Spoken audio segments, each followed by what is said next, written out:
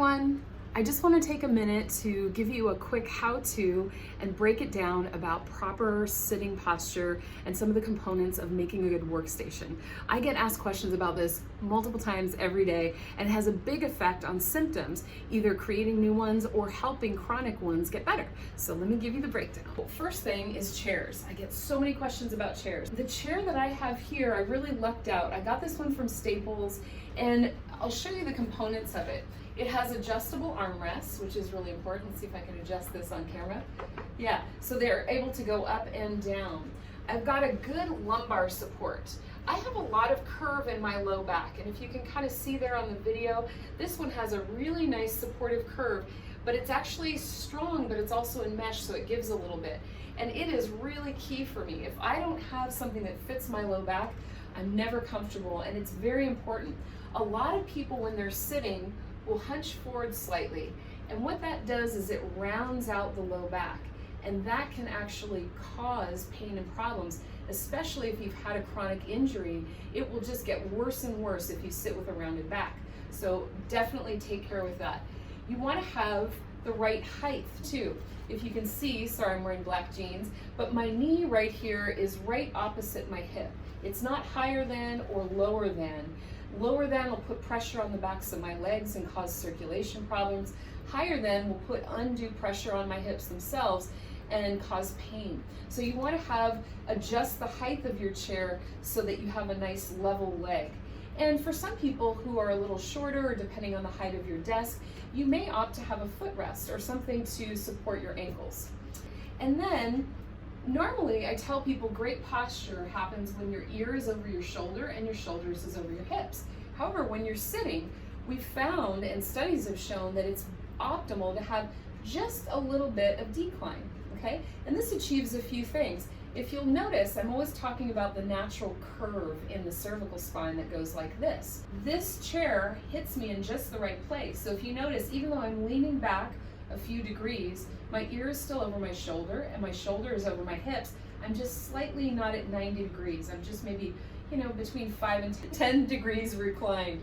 So this has a really nice support for my neck. It hits me in just the right places. What you should do is go somewhere and sit in different chairs if you can and try them out. Okay, so I'm good to go. If you notice my arms, just like my legs, they're not down and they're not up. They're supported nicely here. Okay, now we're ready to look at the desk. So when I slide under my desk, there's plenty of room for my legs.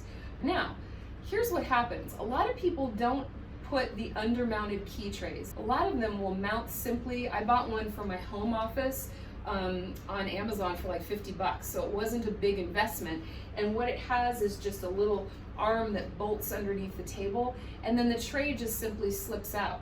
So you can see, if I'm sitting like this at my wonderful ergonomic chair, and then my keyboard's here, I'm gonna start to do this, right? And now what happens? My back rounds out, you can see that, and my posture goes away. So what you need to do is make sure to move your keyboard to a place where it is accessible and your arms can stay at a good height. See that? That's what we want right there. Okay. Oh, another thing to notice about that is the mouse. If I have my mouse here, look at how I'm reaching forward. Now I'm putting shoulder strain, neck strain, and sometimes wrist strain, because if you can see here, my arm is going this direction and pressure's there instead of having it here. Now my back is at ease, my neck is supported, I don't have any strain on my arms. So that alone is huge. But you know what? You can do all these pieces and you can sabotage it by one thing, and that is screen placement. And it's height, and it's also depth and closest to your face. Now, being in my 50s, my eyesight has declined a little bit in the last couple of years. I hate to admit it, but it's true. And what I find is with my home office, I need to make sure that my screen is close enough, or that my eye aware is good enough that I'm not doing this, right? Because you can have the best chair, but if you're not using it because you're leaning forward to your screen, now you're gonna have a sore low back, sore neck. So what you need to do is have your screen close enough to you. And one of the simple tools that I find is these pneumatic arms.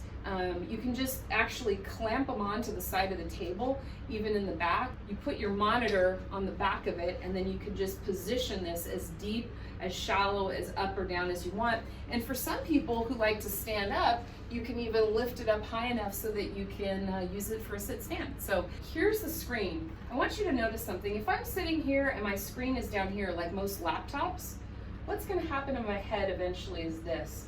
And now I'm putting a ton of pressure right here. My head is in front of my neck, and all this pressure is going right here at the base of my neck. If I raise this up a little bit, I might still do this. This is actually the proper height right here.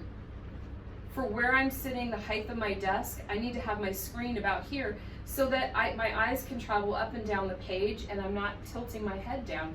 This is super comfortable. It's right here, and then my arms are here. This is ideal, okay?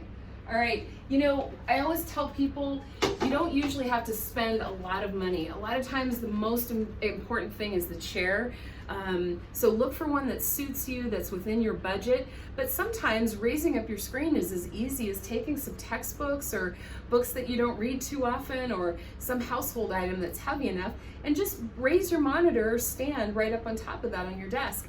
You know, and that can work just fine. So look for creative solutions, look for a wireless keyboard if you have a laptop and you put it in a stand so it's up high, but look for those placement keys. Those are really, really important when it comes to removing stress from your spine. All right, have fun. I know it's gonna help.